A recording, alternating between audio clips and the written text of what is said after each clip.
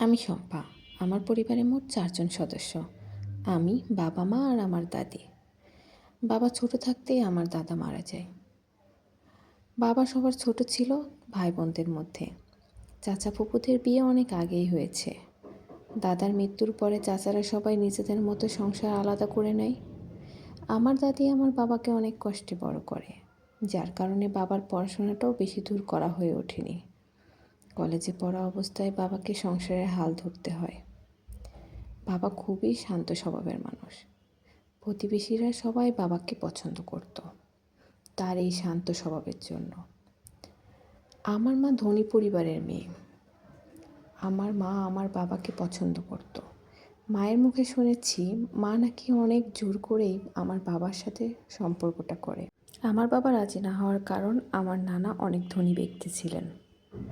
ধনী ব্যক্তিদের এলাকায় একটা আলাদাই সম্মান, আলাদা ক্ষমতা থাকে, যার কারণেই আমার বাবা এই সম্পর্কে রাজি হয় না। কিন্তু মায়ের জোরাজুরিতে এক পর্যায়ে বাবা এই সম্পর্কে রাজি হয়ে যায়। বাবা জানতো নানা এই সম্পর্ক কখনোই মেনে নেবে না। তারপরও আমার মায়ের পাগলামিকে প্রশ্রয় দেয় আমার বাবা এবং এক পর্যায়ে সম্পর্কের জন্য রাজি হয়ে যায়। কিন্তু সম্পর্কে ৩ মাস নাই গড়াতে আমার বাবা মায়ের সম্পর্কের কথা আমার নানা মামারা কোনোভাবে জেনে যায়। আমার মা সেই রাতে আমার বাবার বাসায় পালিয়ে আসে।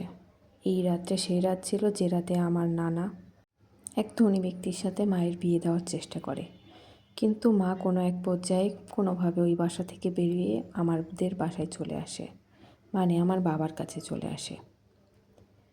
বাবা কোনো কিছু বুঝতে না পেরে মাকে বিয়ে করে। মায়ের বিয়ে সম্পন্ন হওয়ার পরে আমার নানা মামারা চলে আসে আমাদের বাসায়। এক পর্যায়ে জোরাজুরি করে আমার মাকে এই বাসা থেকে নিয়ে যাওয়ার চেষ্টা করলে আমার মা কোনোভাবেই যেতে রাজি হয় না। সেই মুহূর্তে আমার দাদি বলে ওঠে, আমাদের বাড়ির বউ আমাদের বাড়িতেই থাকবে। তখন একটা পর্যায়ে প্রতিবেশীদের মুখে বিভিন্ন রকম কথা শুনে আমার নানা মামারা চলে যায়। শেষ পর্যন্ত আমার মা আর আমার বাবার বিয়েটা হয়ে যায় এবং তাদের একটা সুখী সংসার হয়। এরপরে নানা মামাদের সাথে মায়ের কোনো যোগাযোগ হয়নি।